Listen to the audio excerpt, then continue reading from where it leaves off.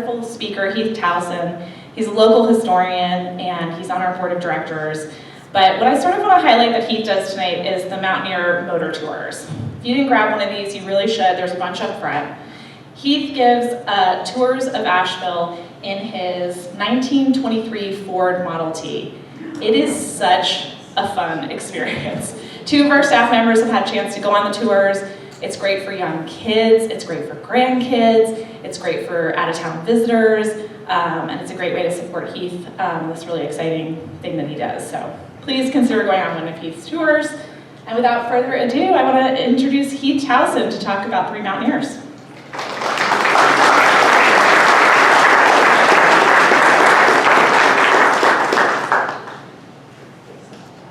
All right, good evening, everybody. How are you all doing tonight? I really am so glad everybody came out tonight. We're going to talk about an incredible story and probably a lesser-known piece of Asheville's history, and that's the Three Mountaineers Company here in Asheville. And it's also a very uncommon story. So we're starting with a company that originates in the American Craft Revival in the 1920s and is one of the only mountain craft companies to make the transition to a mass production type company through the 60s and 1970s. So that's very unique among other craft producers in the region. So we call it American Craft Revival to mass production. So our story starts here in Asheville with the Brown family, and specifically with Edwin Lewis Brown and his wife Eva Furman Brown, who come here from Hillsborough, North Carolina. And Edwin Brown is a dry goods salesman, and he comes here to open his own dry goods store and sell like a general store kind of merchandise. And between Eva and Edwin, they have 7 children, 5 of which survive to adulthood: Mary, Edwin, Hugh, Eva, and Robert. And they're all involved in Three Mountaineers as we tell the story a little bit further. So they're all born in Asheville. And that's come up right about when the railroad is coming into Asheville from Old Fort. So our story is going to center around the Brown brothers. And we've got Hugh Brown, Edwin Brown, and Robert Brown, who all kind of cross-pollinate each other's businesses here in Asheville and are in many different areas of business and work. So I want to start talking about Hugh Brown because that's really where our story originates. And as a young man, he starts working at the Asheville Hardware Company. And this is a little bit of a zoomed-in photo, and this would have been located where the Asheville Art Museum is in Pack Square. And he starts out as a hardware salesman there right around 1900 when he's about 11, 12 years old. And there's another gentleman there working with him named John Caffey, who's going to go on to be mayor of Asheville. And the two of them become friends and discuss opening a hardware store together, but nothing ever materializes. They did manage to publish an article of incorporation in the paper, but never managed to open the store. So Hugh is very well versed in hardware, and he's learning these skills of being a salesman. This is Hugh Brown in the bow tie inside of that building in the Asheville Hardware Company with some of his other fellow salesmen. And then he has an opportunity. So around 1911, there's a minor real estate crash in Asheville that causes several businesses, investors to go out of business. And one of those is the Asheville Hardware Company. So he seeks some funding from his brother Edwin, who has a successful business called the Brown Book Company, where he's selling office supplies, postcards. And Edwin has also invested in real estate in Asheville. So he's buying up property in Beaver Dam, as well as commercial property in downtown Asheville. And the other gentleman he solicits is a gentleman named Frank Weaver, who is head of the Asheville Downtown Business Commission and is a descendant of the original Weaver family, so Montreville Weaver that settled Weaverville.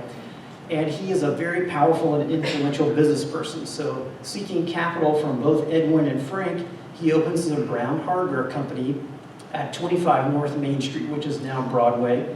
And I've got an image of that building, which is now the Chocolate Dream, and they still have in the doorway Brown Hardware Company. It's still there in the mosaic tile. So they buy out the entire stock of the Asheville Hardware Company and move it there. Now, one of the things is being connected to these influential businessmen and his brother and Frank Weaver, this connects him to Fred Seeley, and he ends up providing a lot of the hardware for the Grove Park Inn, as well as some of the other downtown Asheville buildings. So the Brown Hardware Company really starts to take off in selling general hardware, but also when you build buildings, you've got to have doorknobs, locks, things like that. That's what he's selling. So he's doing pretty well. Now the hardware store affords him another fortuitous connection, and that is a connection with his future wife and soulmate, a lady named Lilia Mitchell. And then she was working in the hardware store, and that's where they met. She's going to turn out to really be an important business connection to him, and as a very proficient business person in her own right. And they had a long courtship, so they both dropped out of school in 8th grade because both sets of their parents were infirm and they had to take care of their family. So they never achieved more than an 8th grade education, but did go on to have incredible success in business. So some of the other businesses, so we did speak a little bit about the Brown Book Company, but there was also the Brown Realty Company, which was headed by Robert Brown. And he was in a lot of different avenues. So he had the Brown Insurance and Engineering Company, the Brown Realty Company, and then he was also in charge of engineering the Bowcatcher Tunnel. So he was contracted by Mayor John Cathy at that time to do the engineering work for that. So this is a picture of their building that is located down on North Market Street, and the building is still there today. And some of the things that were kind of innovative at the time was they had their own interior decorating department. So anything you needed to fully outfit a house, basically, you could go to one of the Brown brothers and get through this business. So this is how the building looks today. It's still there. Now through Lilia Mitchell, we have another very fortuitous and good connection. And Lilia's sister, Ida Mitchell, ends up marrying a gentleman named John Cathy. And John and Hugh had already met as young men at the hardware store, so they were familiar with each other. John Cathy was a native of Candler, North Carolina, and his father was a battle-hardened sergeant and hard-drinking man in the Spanish-American War, and so he had very fiery convictions. He's got a lot of interesting quotes in the paper if you read about him. One was that when he was building City Hall, there was a lot of contention over the budget. He said, look, we're going to build this damn City Hall, and I don't care if I have to hinge the gates of the foundation on hell, we're going to do it. And that didn't really make everybody very happy. So he was a very strong-willed, but he was a visionary person. And so having this connection, this afforded Hugh the opportunity to provide all of the hardware for the new Douglas Ellington designed City Hall building. So another good opportunity from an economic standpoint. So at this time, we've got a lot of different changes going on in Asheville. So we're transforming from more of an agrarian economy, drover economy. Asheville for a long time was a stop of farmers that were driving their produce and cattle down to markets in South Carolina. And we've got some things that are going on, like our first experimentation with city planning. So this started with a gentleman named John Nolan, who was contracted to the city of Asheville to do our first major design of the ideal city. And part of that process that he would do would be to do an extremely comprehensive survey of the city, where he would try to understand what the population was, what the main economies were, and how he could make the flow of the city better. So he had actually studied under Frederick Law Olmsted, who many of you will know designed a lot of the gardens and layout at Biltmore. And he believed in this harmony of nature and enhancing what's already there. So he wasn't like the typical consultant that said, hey, everything you guys are doing is terrible, start over. He said, hey, let's work with what we have and try to figure out how to enhance that. So in his city plan at the time, just to give you a little bit of an idea of what the economy was like, there were only 5 factories in Asheville in 1922, employing about 1,425 workers. And John Nolan took the stance that rather than investing in more manufacturing, we should embrace the mountain craft industry that was here. So artisans that were making woven baskets, clay, hand-hooked rugs, woven wool fabric. He said, hey, that's really important and where we should put our focus on. So we see kind of this congruence of an ideology of our consultant and some of our government leadership. John Cathy believed in this as well, being a native. And Hugh Brown, as we're going to see as the story goes along, was very into mountain crafts. The other thing is that we have the population is exploding at this time in Asheville. So in 1910, we had a population of 18,762.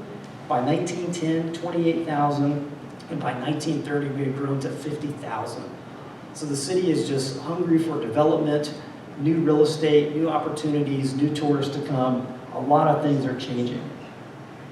So the other thing that's going on, so we have not only is Asheville growing, but we've got another movement in the country at large.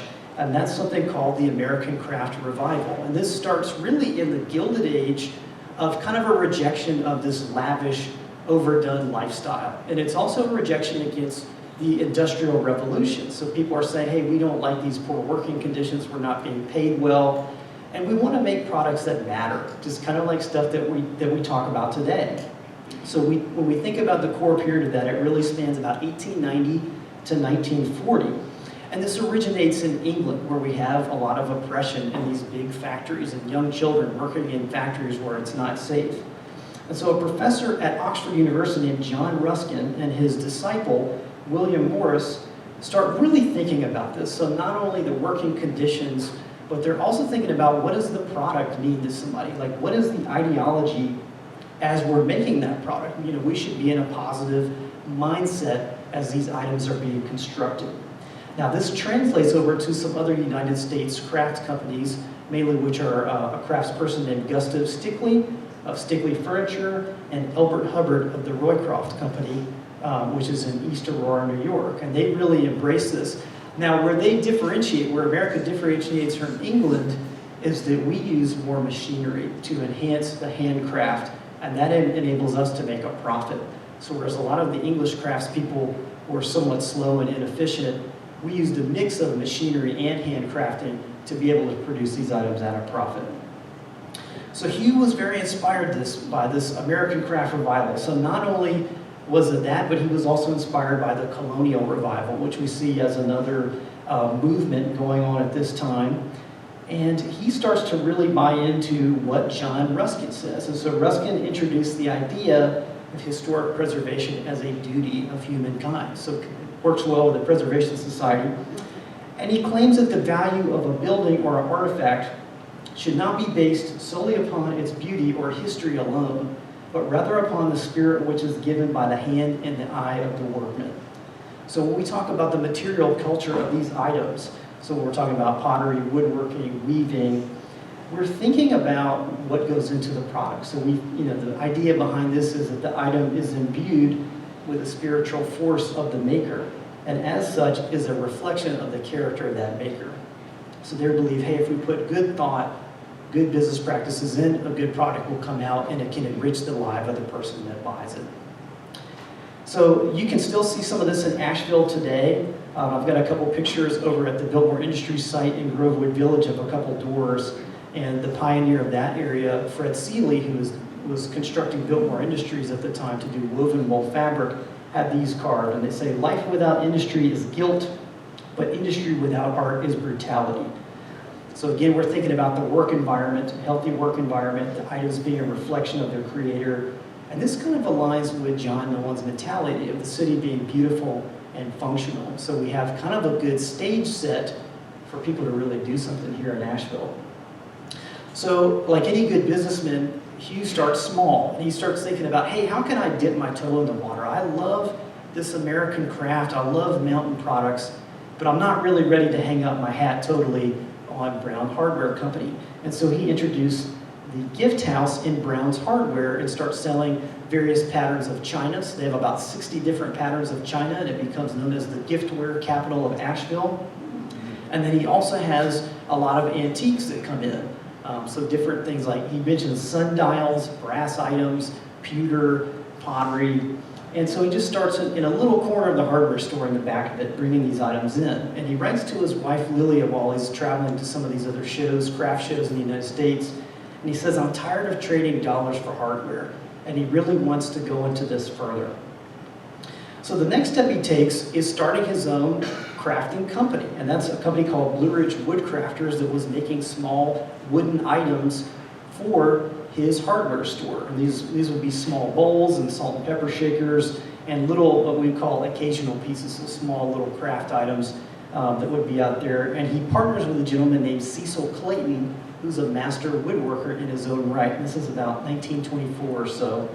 And this is a picture of their building after they moved out. This was located down on Swananoa River, close to where their larger factory would be located later. And he appoints Cecil as the manager of this operation. So Cecil Clayton is also a native and lifelong resident of Buncombe County. His father had been a farmer here, and he's truly a master craftsman. I mean, we think of him more of as an artist than a businessman. And so what he's doing is carving what they call one of their pie crust tables, and he did all of these by hand. So this is a picture of him actually doing that. And I wanted to show a couple other examples of his work. His daughter Joyce Clayton was very kind to send me some images of a bed, as well as a cherry corner cabinet that he made for her. And the bed was made out of bird's eye maple and then one of his bowls. So just so you have a little bit of idea of what he was actually making. So then we go to the next step. So he's kind of built upon a couple of these things and said, hey, I'm going to piece at a time put this together. And he decides to open his own really house brand called the Treasure Chest. And this ends up opening in November of 1924 in an annex that's at the back of the hardware store. And he begins selling more of these locally produced mountain crafts in western North Carolina. And the event is your typical mountain event where he's got people demonstrating a spinning wheel, he's got a pheasant roasting all over the fire in this fireplace, and then he's got antiques and pewter and all of these beautiful crafts on display. And it's a joyous night. I mean, you can put yourself in the place of coming in from a wind-beaten November Asheville night, coming into this warm space, smelling good things, cooking, and being a part of this event. So the next thing he does is he knows he's got to get some marketing behind this event. And so he becomes aware of Asheville's first craft show, which is called the Mountain Arts and Crafts Exposition. This is in 1925, and it had been organized by Bishop Junius Homer of All Souls Cathedral down in Biltmore Village. And Hugh Brown meets another craftsperson named William Waldo Dodge Jr., who's an architect here, a silversmith, a painter, a poet. He's a true Renaissance man, and they work together to form the marketing committee for this show. Now, this is prior to any Southern Highland Craft Guild or anything, so this is really one of the first big Asheville craft shows trying to draw a bunch of visitors. And it ends up running for 2 weeks, and it was held down in the Honus building on Patton Avenue, which does not exist anymore, but was named after Dr. Charles Honus, who built it. So the Treasure Chest, after they've really ridden this wave of building up marketing and getting some staff and figuring out where do we fit in the marketplace, debuts their first catalog in 1926. And they've really developed not only a cohesive brand, so of saying, hey, we've got antiques and some outside items, but we're also making a lot of stuff that's unique to our company. And at their peak, they end up working with over 500 different artisans in western North Carolina. So that's people that are weaving rugs, baskets, making pottery, doing woodworking. And the one thing that differentiates Hugh Brown from a lot of the other craft purchasers is that he bought stuff wholesale. So he would pay people cash up front and pay them a good price to buy their items, whereas a lot of other people would come in, take the items, sell them on consignment, and then what they didn't sell they would return, usually in poor condition. So he really cared about the people that he was working with and delivering a high quality product. So this is the image actually of their 1928 catalog, but it's similar to the 26. And this is what was sent out for a couple years that would usually include a supplement of any new products or items that were coming out as special items. So I wanted to talk about what were they actually selling. And the first thing that comes to mind really is the pottery. So we had a lot of pottery here in western North Carolina because we had a lot of natural mineral deposits of kaolin, which is what is required for this high fire, high temperature firing of pottery to produce this art pottery. And so some of the potters that he was working with were Pisgah Forest Pottery, which was also the name of his line out in Arden. He had a line called Sunset Mountain Pottery that was produced by J.B. Cole down in Seagrove, if you're familiar with the potters of Seagrove down in eastern North Carolina. He had a line of Junaluska Pottery that was a raw, unfinished pottery for gardening and other outdoor items that was made in Jugtown out in Candler. And then he also had pottery in the beautiful indigo blue called Bybee Blue that was produced up in Kentucky, out in Harlan, Kentucky. So this is a picture of he typically would stamp any of his pots with either the Treasure Chest or Sunset Mountain Pottery. So if you're lucky, you may come across one in an antique shop here. Now the other thing they did that was a typical mountain craft was ironwork. So they had an ironsmith named Daniel Boone VI, who was a descendant of Daniel Boone, the explorer here in North Carolina. who was up in Burnsville, and he did a lot of their ironwork. So they were making things like andirons, postal, what they call the village letterbox, light fixtures, sconces, all of these things in this old mountain type craft style. The other thing that they were also making was antique style hardware and things that were a little bit older at the time, like a boot scraper. I mean, this is kind of at the time where we're transitioning between horse and car, so you would still need to have a boot scraper to clean your boots off coming in the house. And then some of their other wood items. So we had a ladder back chair, which is kind of classic to this region in Kentucky, as well as some other small stools and corner pieces, like this old English stool was a very popular item that they made even into the 70s. One of the last things was they did do some homespun weaving here. So they had a weaving department a little bit later on where they were making fabric to produce women's clutches and small handbags. So anything small that you could put in a suitcase and take with you as you're traveling from Asheville. So it would have been weaved on a flat shuttle loom, similar to what Biltmore Industries was doing across town, but not at that same scale. And one of the last things that was one of their biggest sellers, what was called a hooked rug. And this was a rug that would be typically kind of elaborate in design. And what Three Mountaineers would do would be to provide all the materials. So they would provide burlap, and they would go around to a lot of the knitting mills here and collect sock tops and scrap pieces of fabric. And then with a lot of these workers up in Madison County, they would drop off a template of their designs that they wanted produced, and they would be woven up there as supplemental work to agriculture, but it really turned into its own beast to where it was bigger than farming, and this allowed a lot of people in Madison County to buy property and expand their farms and really produce a good living. And they were sold all over the country. I mean, these were popular in New York City. They could also be made from discarded clothing of a customer. So if you had old garments that you wanted to turn into a rug, they would do that for you. So kind of like the t-shirt blanket today, but a little bit more sophisticated. So while Hugh is working with all these different craftspeople, he strikes up a friendship with some of our notable Ashevilleans. So we've talked about William Waldo Dodge already, but he forms a pretty close bond with Douglas Ellington, who has a similar mindset of this American craft revival and doing things that are congruent with nature. And he ended up being one of his best customers. So some of the things that he produced, like a lot of his hardware and things, we see in Douglas Ellington's house out in Chums Cove. So I wanted to show you guys, this is what's fascinating about this house. So Douglas Ellington's house that he designed out in Chums Cove, made from reclaimed items from a lot of his building projects. So this has items from Asheville High School, City Hall, peppered throughout the property. And it was all made by hand because Douglas believed in not having any machinery produce this property. It was kind of sacred to him. So Hugh Brown ended up decorating this house and providing a lot of the items and some of the woodwork inside of the house. So as far as we know from some of the family records, the treasure chest, Blue Ridge Woodcrafters had built the window moldings. There's examples of Pisgah Forest pottery in the home, as well as a lot of wrought iron work that was done by Daniel Boone VI. And so inside of the home is fascinating. It's meant to look like the interior hull of an old ship.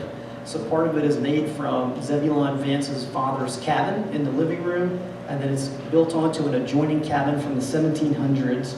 And so you'll see some of these light fixtures of the sconces up on the wall are from the treasure chest. The wound, hammered iron on the balustrade of the stairs was done by Daniel Boone. And then there's a lot of other light fixtures. So the treasure chest, they did a lot of nautical themes. So we've got kind of a ship's lantern on the banister of the stairs, as well as some sconces indoors and outdoors. So it's really fascinating to see. I mean, it's still as it was in the 20s, so you can understand how Douglas, Hugh Brown interacted and all of those things together.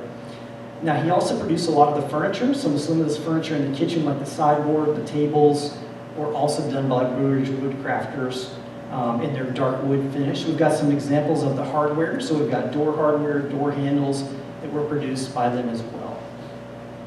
So some of the other competitors, now we did have other craft competitors in Asheville. So we mentioned Biltmore Industries, which was a weaving operation originally founded by Edith Vanderbilt,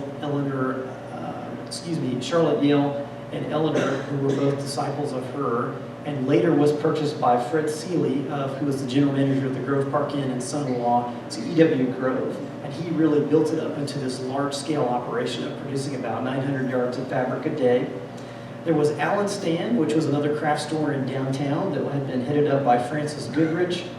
Penland by Lucy Wharton, which is now a craft school. The Spinning Wheel by Clementine Douglas. And then we had the Treasure Chest. Now you'll notice one thing that is an outlier among all of those. The only one founded and run by an Asheville native is Hugh Brown. So that's pretty unique. So you have other people that have come in from outside of the area, and I don't mean this in a pejorative way, but that have put their interpretation on mountain crafts, and then we have somebody that grew up steeped in that. So it's different when you come up rooted in it versus being transplanted. So just to put a little more context on it, I was able to obtain some of the sales figures from that time, from Boardman and Allen Stand, as well as ledgers from Biltmore Industries and the Treasure Chest. So Allen Stand in 1927, we're really at the peak of tourism and development in Asheville. Sold about $9,200, which would be close to $150,000 today. Biltmore Industries sold about $200,000, $140,000, which would be about $3.2 million. And the Treasure Chest alone, this is not even including figures from the hardware store, sold $130,000. So they're not that far behind Biltmore Industries, which is $2.1 million in today's dollars. So definitely pretty significant as far as our economy drivers there. Now the other thing is, after we built up this business, well, we got to be able to get it out across the country. And so Hugh Brown and his brother Edwin have a fortuitous meeting with somebody that's going to end up being one of their national distributors. And they're in Philadelphia at the Ben Franklin Hotel for the crafts conference there in the fall. There's usually 5 big crafts conferences every year. And this is different than your typical setup we would see today where we have a large banquet hall. Everybody is in their own hotel room selling their wares. So you would, if you're a retailer, you're going to go room to room trying to see, what's a good fit for your store. And so Hugh and Edwin are sitting there, and they have a gentleman approach them named Stephen James Anderson. He's pictured up here. And he says, hey, I love what you guys are doing with the pottery and the basketry and all that. I'd like to sell it here in my showroom at 225 Fifth Avenue in the middle of New York City. People love this stuff here. They can't get enough. And they say, no, we're really not interested. Thanks for stopping by. And so he kind of walks away, and he's thinking about it. And he goes back, and his daughter Roxanne happens to be there with him, and she's a young teenager. She says, Dad, let me go over there and just talk to him. He says, okay, will you give it a shot? So she goes over there, and Hugh and Edwin are talking about the mountains, but they're not really closing on any sales. And she says, hey guys, would you mind if I take a couple of your samples with me back to our room and see if it's a hit? And they say, oh, okay, sure, wore us down. So about 30 minutes later, she comes back, she said, we've sold all of it, can we get more? And they're like, holy cow. So they're like, well, this seems like it's a good partnership. So Anderson, the S.J. Anderson Company, becomes one of their first and longest distributors that goes through the entire life of the company. And Stephen is running it. This is his wife, Maude Anderson. And like I said, they're headquartered at the National Gift and Art Center in the middle of Manhattan. So later, this is another kind of multi-generational family business. So this is Roxanne, who we talked about, young Roxanne who made the deal. She marries a gentleman named Will Romaine, who is a salesman for the Seth Thomas Clock Company. And this is a time where they're kind of not sure about the economy and everything like that, so he leaves this pretty good job with them to go work for Mr. Anderson. And they form Anderson and Romaine. And this picture is their showroom in Manhattan, 225 Fifth Avenue, with the Treasure Chest, and later selling Three Mountaineers items in that same showroom, probably about 40 years later. It's a pretty important partnership. Now, if we kind of pivot back to Asheville, we're starting to get in trouble. So this is 1927, 1928. And under Mayor John Cathy, we had a totally different type of government at the time, where we did not have the council manager form that we have today of today's city council, where there were certain internal controls, we would say, that would prevent a certain amount of expenditures and spending. And John Cathy basically had carte blanche to run with John Nolan and to do a lot of these designs. So under his term, they implemented a new sewer system, upgraded electricity, McCormick Field, Memorial Stadium, the municipal golf course, all of this stuff. Asheville High School, that cost them a lot of money. And they ended up racking up of a tab about $17.5 million, which would be about $320 million today. And then there's a minor economic and real estate crash in 1927 that sends everybody into a little bit of a panic, and it causes a trigger of an audit of the central bank and trust, which a lot of these debt instruments are being funneled through. So just one bank kind of holding most of Asheville together. And what it comes back from the auditor and published in the paper is not good. They said, hey, the bank is in serious trouble. We've got a lot of investments that are looking like they're going to be worthless, and there's too much debt taken out through here. And John Cathy is basically run out of town. People are furious that this much debt has been taken on, and they end up electing the mayor who had been the incumbent at the time, Gallatin Roberts, to take over. He doesn't really do much better. He ends up not fudging the financial statements, but making them look a little bit better than they are, in hopes that things will catch up. Now, for all of us millennials that live through Enron, WorldCom, that does not work out. It never does. You always think you're going to catch up, and it doesn't. So ultimately, we have a stock market crash in 1930, and then that hits Asheville, in 1929, hits Asheville in 1930. And we have 8 banks close in one day. One of these, which is the Central Bank and Trust. And we lose pretty much everything. And unfortunately, Hugh Brown's Brown Hardware and the treasure chest were financed through the Central Bank and Trust.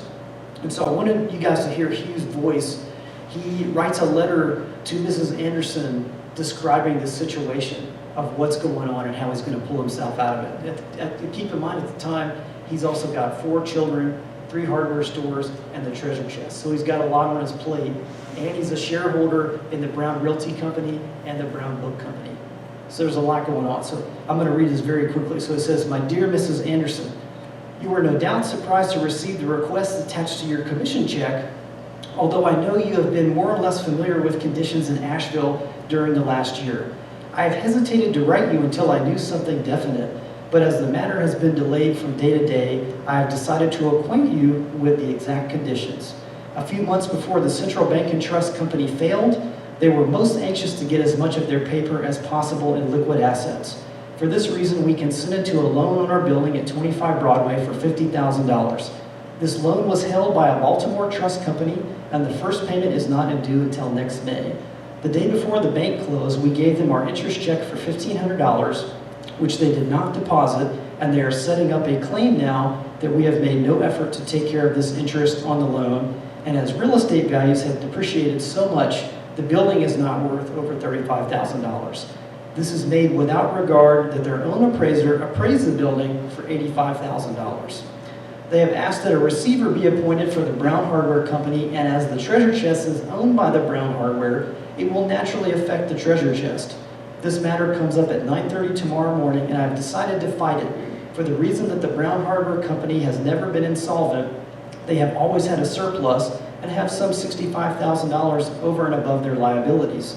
The treasure chest on the first day of January this year, after overcoming the fact that all their assets were tied up on November 20th in a closed bank, wound up the year without owing a penny to a soul in the world.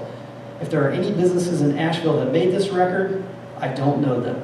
I would be able to have done the same thing this year. I am only mentioning this as I wanted you to know that you have been connected all along with a business that has been prosperous and going, and only the circumstances described in this letter could have brought about a possibility of a receiver being appointed.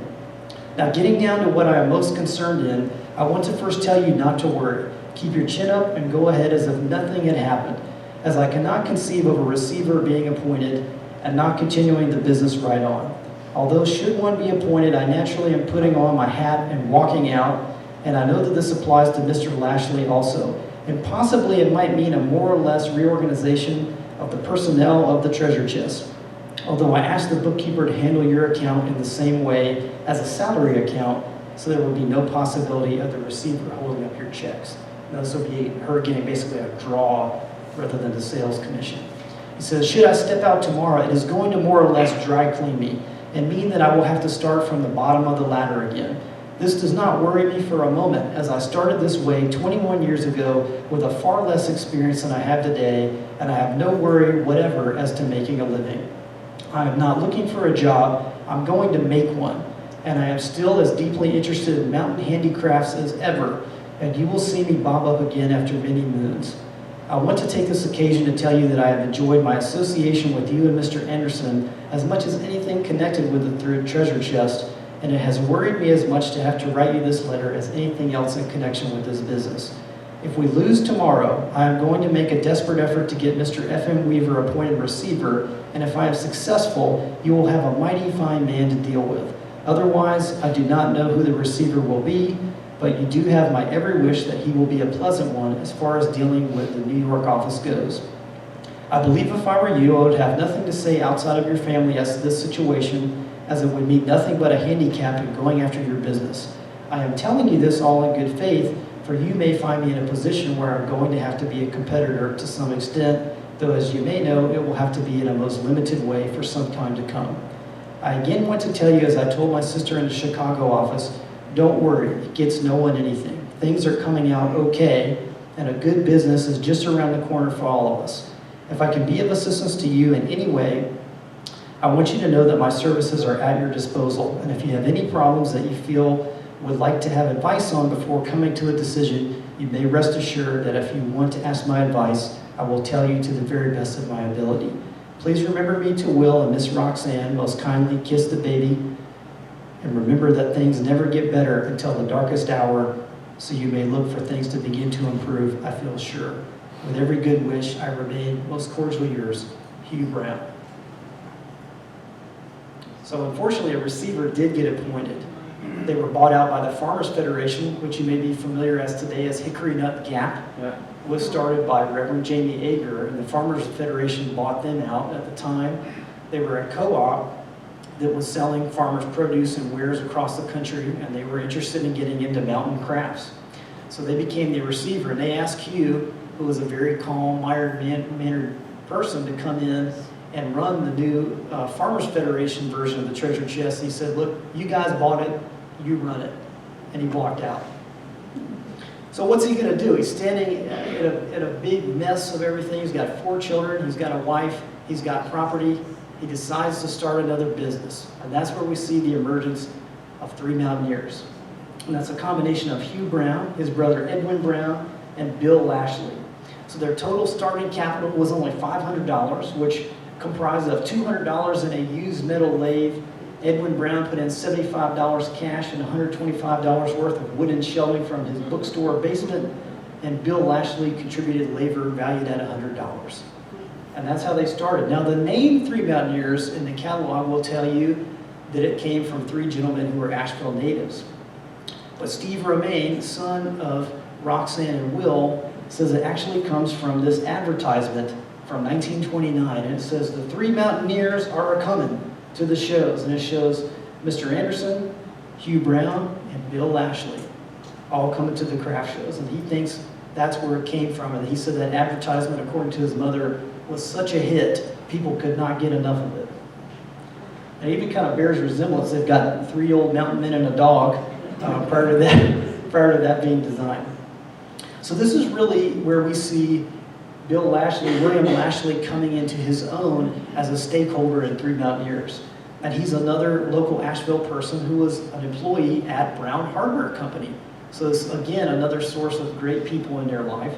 And he had worked there for a long time. Now, he was also a talented carpenter as well. And he's got a very strong business acumen. And similar to Hugh Brown and Lilia, he only graduated the 8th grade because his father had been ill for a long time and he had to take care of his family. And later completed his entire education by correspondence courses. So sadly, just after we've opened this new business, it really took a strain on Edwin Brown, not only with everything he was doing in Asheville. He was very involved in the United Way. He had his own business that had declared bankruptcy, the Brown Book Company, but he's also a large reason for why we're sitting in this room today.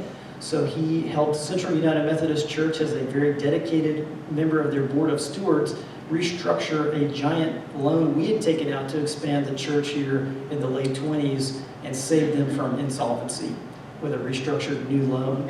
And shortly after all that, he passed away from a heart attack in October of 1932. And so his wife, Jane Brown, ends up taking over as a shareholder in the company.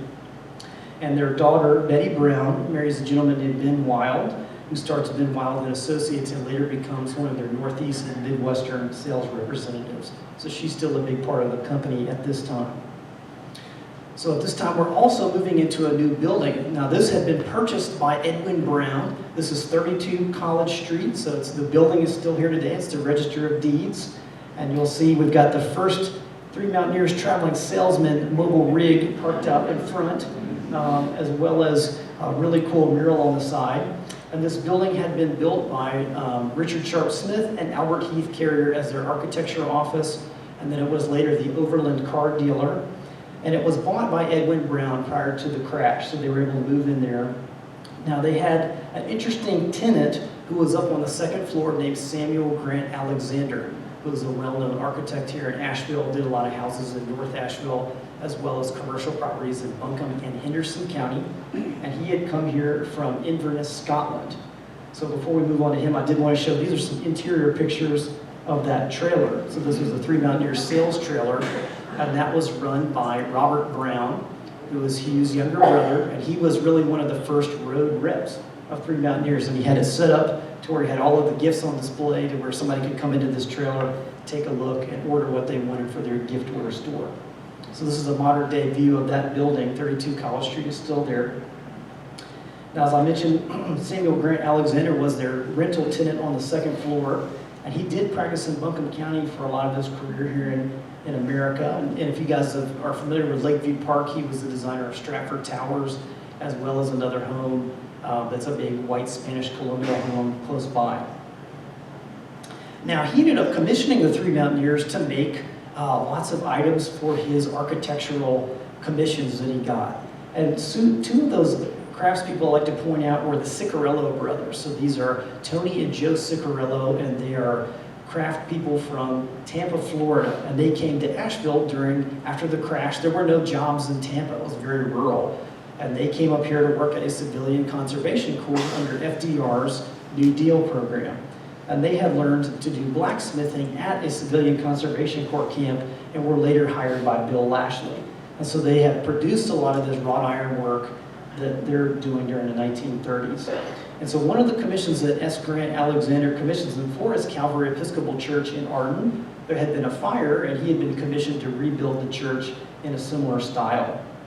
And so inside of the sanctuary, there are about 10 hanging light fixtures that were produced by Three Mountaineers, and specifically the Ciccarello brothers in there, as well as a couple other lights in the atrium. And then I've got a couple other pictures of some of their items that they produced. And then some of the other iron workers, this would have been in the forge that was in the back of the 32 College Street location. So they had a lot going on in this particular location. So there was also the homespun weaving was going on. They had iron work. The woodwork was still being done down at Blue Ridge Woodcrafters on the river.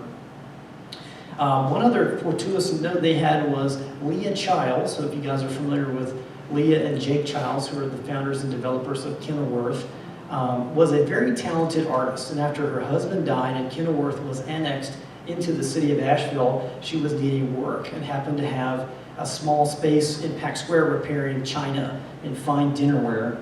And it was picked up by Hugh Brown. He said, hey, I'd love you to come repair the china and antiques that I have. And so she started doing a lot of design work for Three Mountaineers and was there until her death in the early 1950s. So after 4 years, we've gone through all of this struggle to get the company back up to date, and we issue our first catalog, which was completely illustrated by hand by Bill Lashley, who was a very talented artist and designed a lot of the products in that catalog. This is the cover of that particular catalog in 1936. And that kind of opens up the marketing aspect again of the company to get it out there. And then we have another talented artist named Tad Schell, who illustrated a lot of their cocktail books, so he came up with a design for those, as well as they came out with a limited run hand-screened print of Christmas cards that they did during the 1930s. So many of you may have seen this little cocktail book at stores or antique places around, and it was put together by W.C. Whitfield, who was one of their sales distributors down in Texas, and then was illustrated by Tad Schell. So they did all of the designs, and they would have been burned by wood and then hand-painted. They had a couple other book designs, and I'll flip through a couple of the Christmas card designs I thought were very interesting. So these would have all been hand screen printed.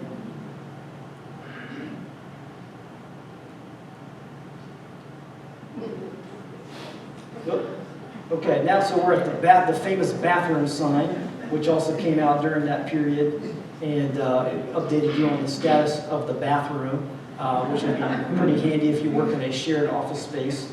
So it has a lot of funny things like I'm reading, doing my chores, washing my feet, get out of here, all that. So that was a big popular seller for a long time.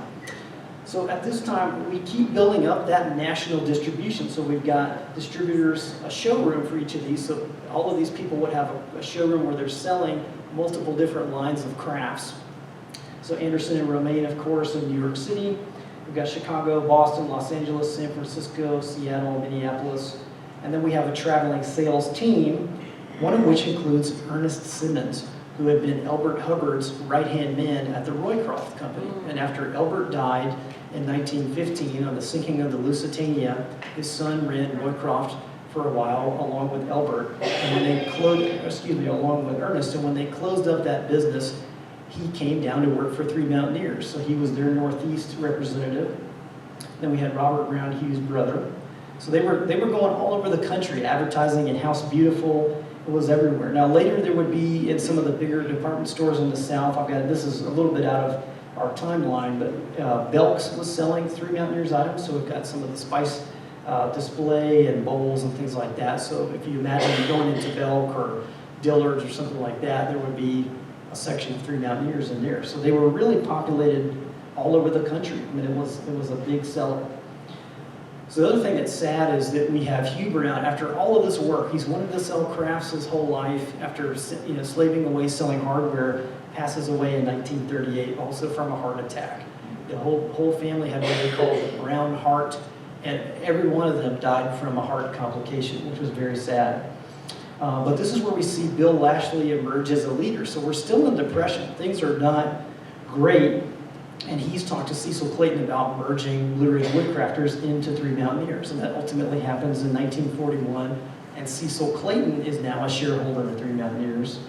The product line stays consistent until they have another opportunity. So this is kind of another pivot point. So they are invited by another craft movement. So this is kind of the end of the American craft revival. And there's a program started in New York City by Eleanor Roosevelt, along with some designers, Russell and Mary Wright, called the American Way program.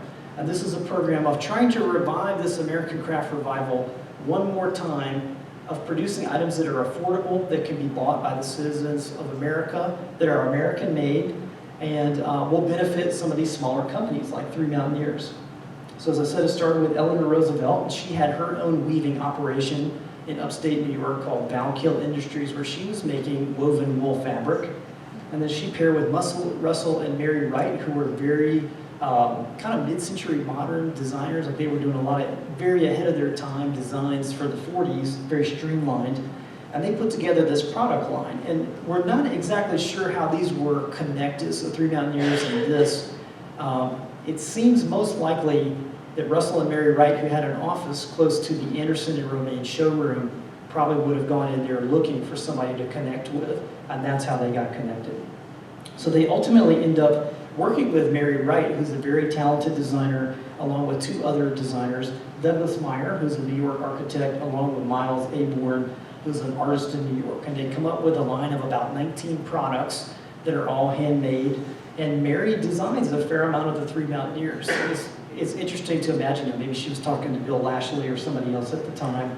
So those things were like they had a pop-up cigarette case that was hand illustrated, salt and pepper shakers, and what they call their big tobacco leaf trays. So then by the time we get into World War II, a lot of the workers have to leave. So the Ciccarello brothers end up leaving to fight in the war. And it's mostly women, like in a lot of other factories around the country producing things. And they're able to be carried through this lean time by Edwin Brown's life insurance policy, which was very substantial. They have a terrible time with order fulfillment, getting materials, and trying to obtain some war contracts so they can maybe produce some things for the war effort and recover financially. So what saves them is actually a toy tank that's modeled after a Sherman tank, and I've got a little one up here, thank you to Barbara Lashley for bringing that in, that was made from discarded thread bobbins and wood scraps, and it actually has working wooden tank treads. And this was contracted by the Noma Electric Company, who we'll talk about in a minute, They also were making these boxes for first aid, so it was a crate that would carry first aid supplies or ammunition on some of the amphibious vehicles, as well as a folding wooden field desk. So they were working with what was NOMA, which was the National Outfit Manufacturers Association, and they were a co-op of companies making Christmas tree lights. And specifically, they invented the bubble lights, if you remember being a kid of the 50s and 60s. And so they had an engineer there named John Morrison, who was working with Three Mountaineers to construct the toy tank, and he left NOMA and became a Three Mountaineers office in Franconia, New Hampshire, to produce their own line of toys. So I did want to show, this is a NOMA brochure, and we can see the little Three Mountaineers toy tank hanging out in the background. So they made their own line of toys, so they were all hammer related, I guess kind of tying in with the wood theme. So they had a toy called Bang Balls, Tap a Peg, Whack a Wheel, where you would hit everything with a little wooden hammer that was geared towards kids from probably 6 to 8 years of age. Now, Mrs. Brown, Lilia Brown, did not like the toys and ended up getting rid of that division that was never particularly profitable. So then we have another pivot point. Unfortunately, there was a terrible fire at the 32 College Street building that was due to some oil-soaked rags being spontaneously combusting and destroying their warehouse of inventory. So the company has to temporarily move into the Asheville Mica Company building while this building is being repaired. And then they're starting on their own factory in what's called a Coon development. So down off of Swananoa River Road, they decided they're gonna build a new factory where they can have everything in-house and not have Blue Ridge Woodcrafter shop, and they're in a location on College Street, because it just keeps getting bigger. We're riding the wave of this post-war boom. So I did want to show, this is another picture of all of the damage done to the warehouse on the back of that building after that terrible fire. So this is the Asheville Mica building. Now this is where mica was processed for many different things in Asheville, cosmetics, things like that. And they had a problem with the mica dust getting into some of their finishes. So it was a pretty annoying time of trying to make that work temporarily. So this is the point where we really see the end of the cottage industry goods, to where we're going to mass-produce Colonial Revival, what they call occasional pieces. So small gift items like letter boxes, small pieces of furniture, corner cabinets, things that hang on the wall, mirrors, really high quality things. And this has long been an interest of Hugh Brown and Bill Lashley. So Bill Lashley carries that on after Hugh's death. And this is where we see a big growth in the company. So we start increasing our staff. We've got bigger operations. We're at close to probably 75,000 square foot factory that just keeps on expanding. We've got a lot of people that want to buy these giftware items. So I mean, we've got people coming out of World War II, they've got more money in their pockets, there's houses being built, and they need to furnish them with things and bring gifts to people. So this is a little bit later image in the 60s of how large that factory expanded out to be. So about 150,000 square feet at this time. And then they would later connect it across the Swananoa River to another property to give them an additional 100,000 square feet of storage space over about 5 acres. So this is, if you could imagine, is an incredible operation of everything going through here. So this is one of their first Christmas parties in the factory building. So that was divided into different areas for sealing, woodworking, packing and shipping, and then later an outlet store that would come in the 70s. So I wanted to show a couple other older pictures of this building in the 1960s. This is down on Simpson Street, just down from the regeneration station near the Swananoa River. So they did have to deal with some floods every now and then as well. A lot of stacking of sandbags to try to protect their equipment. Now there were also, as we mentioned, Edwin Brown had been very involved in the United Way. And this particular year in 1963, all of the employees chipped in and were taking little reductions out of their paycheck to contribute to United Way, and ended up raising $7,200, which is about $30,000 in today's dollars. So you think about a charitable contribution of a company, and that's something that continued on for many years, a partnership with the United Way. So at this time, Bill Lashley's, is obviously getting older. He's worked with Hugh Brown since the 1920s, and we're talking about a very valuable 40-year career. And he starts doing some succession planning. He's trying to think, who's going to take over for me? I've been designing the products. I've been moving this stuff out. I've worked night and day. And he comes up with, he really needs 3 people to replace him. And so he comes up, he's got his son, Bill Lashley Jr., who's been working for the company since he was a teenager and saw all of the strife and difficulty through the 1940s. He's got a new hire named Doug Bolton and Peter Sprague, who is the husband of Hugh Brown's daughter, Mary Ida. So we've got a family connection there, another multi-generational piece of the business. So Bill Lashley Jr., he's also, of course, an Asheville native. He served in the military during the Korean conflict. He's also a master carpenter and woodworker in his own right, and starts working his way through each section of the factory. So he has worked in every department. His father says, hey, you've got to learn how to do every job in here if you want to run this place. And so he works his way through the company and eventually ends up being a supervisor in the mill department, of doing a lot of the woodwork and molding that's going on there. The next person in that succession plan is Doug Bolton. And he was born in London, England in 1917. He moved to America in 1925. His father had been a farmer for a long time, and he worked at many other large companies like Cone Mills. His last job before Three Mountaineers was working for a large dairy equipment company, and his wife, Betty Bolton, was actually Mr. Lashley's secretary for a long time. And upon meeting him, Mr. Lashley was immediately impressed with his salesmanship and business acumen and offered him a job. So Betty Bolton was actually in the fire helping Mr. Lashley pick up things and recover items from that terrible fire at 32 College Street. And then lastly was Peter Sprague. And I've got a picture of him, and this is him and Doug Bolton doing a little skit for the 50th anniversary of Zeke and Reuben, who were Mountaineers. And so he's got a degree in economics from Chapel Hill, served in the U.S. military in Japan. He married Hugh Brown's youngest daughter, Mary Ida, and he joins the company in 1958. And again, he's set about by Mr. Lashley to be in a similar path as Bill Lashley Jr. of working his way through every department in the company so he knows how to run it. So in 1961, Cecil Clayton ends up retiring from the company, which is a big loss. I mean, everybody really liked him. He was a nice person, came up with a lot of the new products along with Bill Lashley.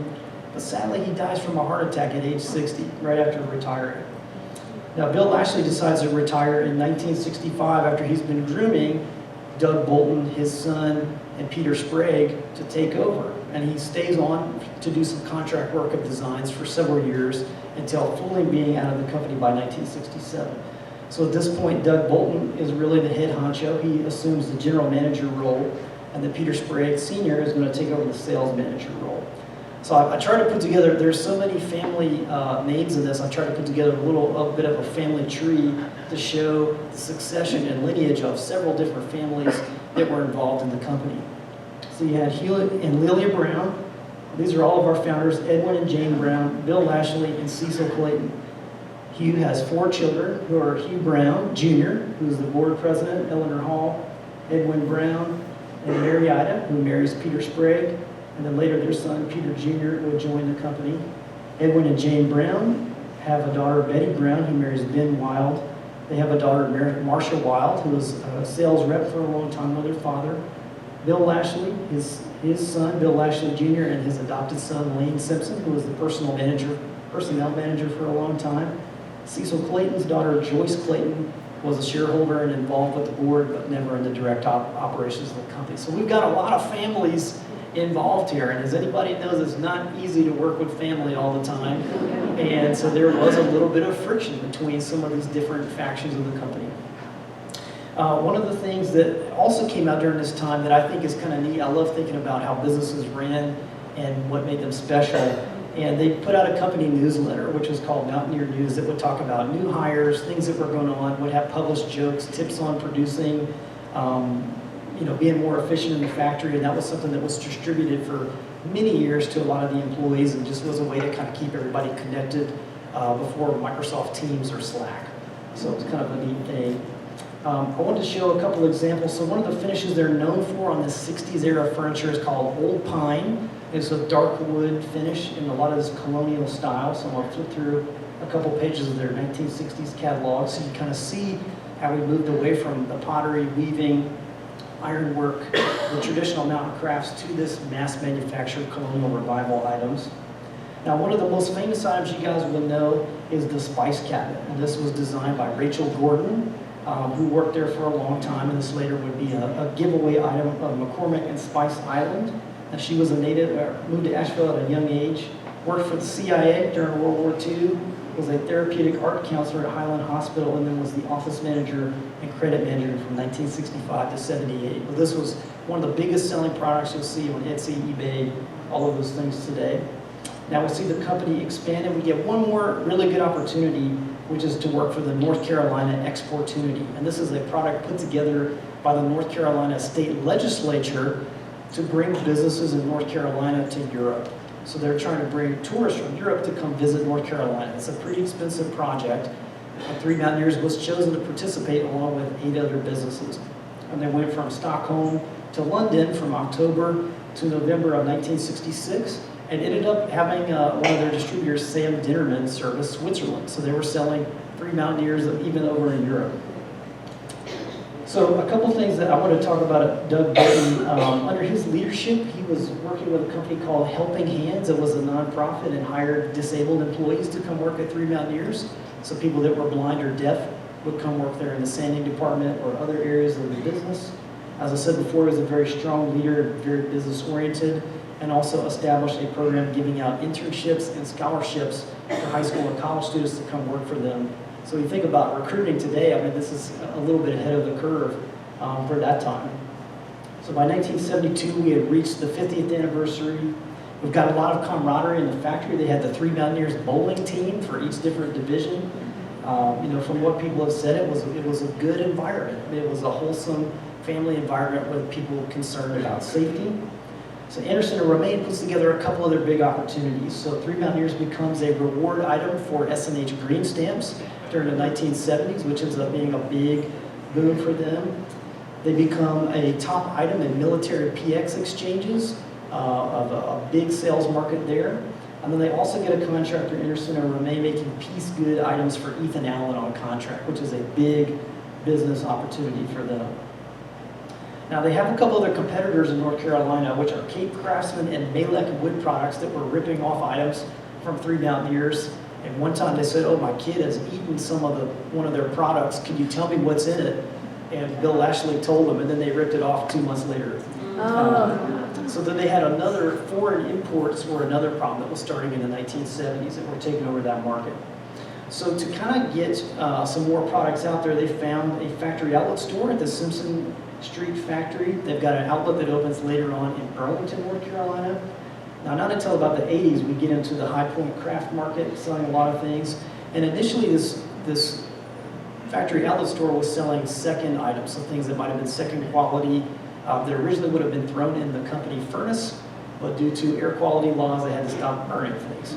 So they ended up selling these things, and later it was just discounted items. So Doug retires in 1977. We have Peter Sprague Sr. becomes the general manager. We've got the change in the economy, an energy crisis looming in the 70s. So by the 1980s, we're deep into a difficult economic time. High interest rates, the energy crisis, and we've had a continued loss of sales for about 9 years. And we've also had tighter restrictions on issuing credit to salespeople of the company.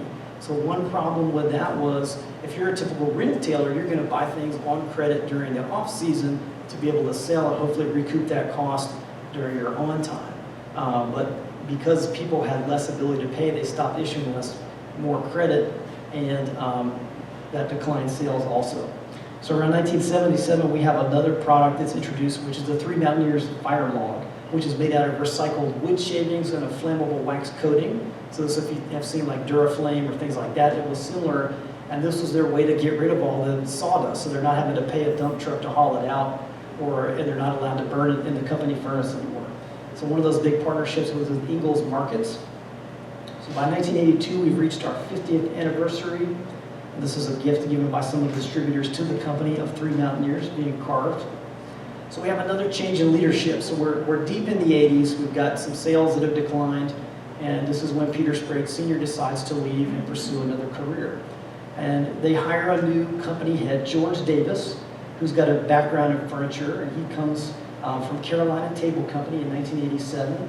We've got our longtime accountant, Leota Cole, retires. We have a new controller come in, Lisa Ledford, who updates a lot of the accounting procedures.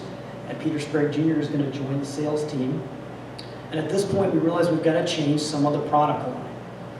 So just to give a little background on George Davis, he came from Carolina Table down in Morganton, had a lot of experience in the furniture industry, and he was hired really to make this last transition of the company to try to regain some market share and come with a different viewpoint on things. And so at this point, it was kind of everybody's all in to try to make it work.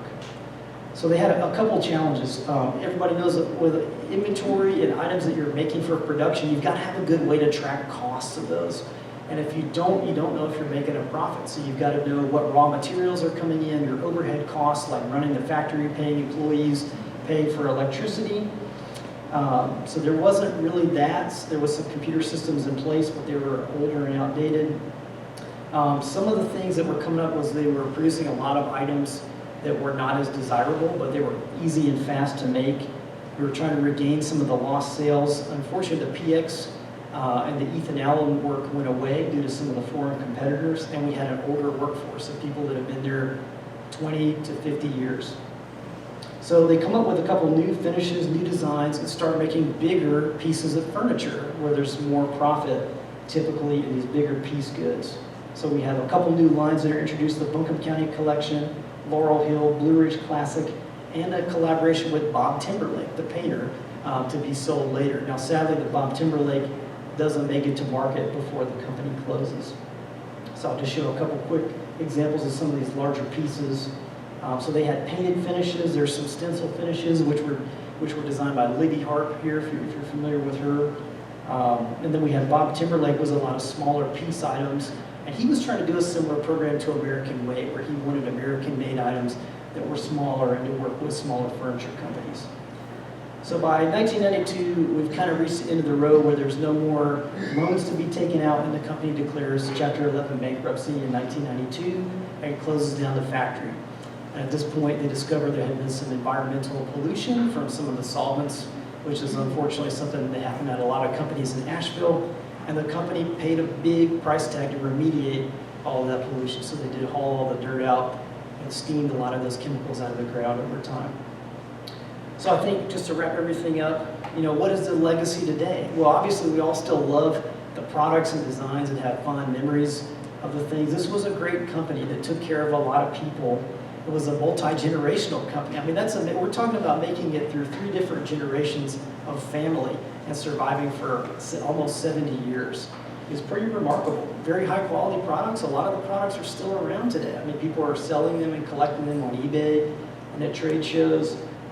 And this is my personal opinion. I think it's an integral part of connecting a lot of Asheville history and artists here. I mean, we're seeing a very unique situation of a company that starts out in Mount Crafts and is in mass production. I can't think of any other examples like that. So anyways, that is my presentation. I want to thank you guys for listening.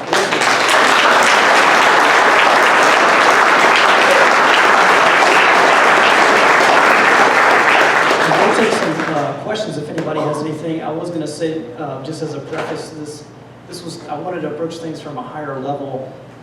Tonight, I'm accumulating a lot of this information for a book on Three Mountaineers. So if you're interested in staying up with the progress on that, I've got a guest book at the table in the back. If you're interested and want to follow along, I'll put you on my email list, and you can stay up to date. But we'll take any questions anybody has. I don't know about you guys, but I think I'm going to be on eBay shopping tonight. Yeah, Annie in the back. What is the status of the property in development? There's hasn't been much updates on it really. It's kind of still in situ. There's been some damage from vandals over the years, and I think it's kind of been limbo still. Other questions? Who were the Coons? So there was the Coon Farm, I believe, that was down there, and it was another family development. So it's Dr. Coon owned a series of industrial lots down there, and Edwin Brown kind of got in on the ground floor and bought some property so that they could establish a factory site later, and his wife Jane ended up selling that land to them in the late 20s, early 30s, I think. And was that down about where Lowe's is now in that general vicinity? Exactly, yeah, so they had another expansion, if you know where like Ethan Allen, Dick's Sporting Goods, Office Max's, down off Tunnel Road, kind of just past Lowe's is kind of in that general area.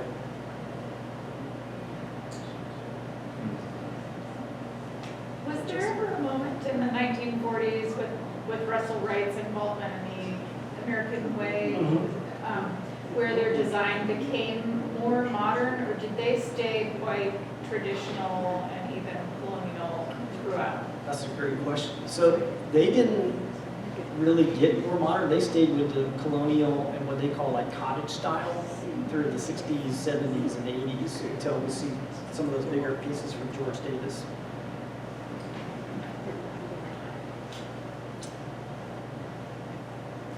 Well, thank you, everybody. If you don't already have tickets to the Mid-Century Modern Party in May, see Jamie and Amanda at the table in the back. They can sell you those tickets. We really appreciate you coming out, and thanks, of course, to Heath for this wonderful program. And get your Three Mountaineers t-shirts in the back as well. Thanks.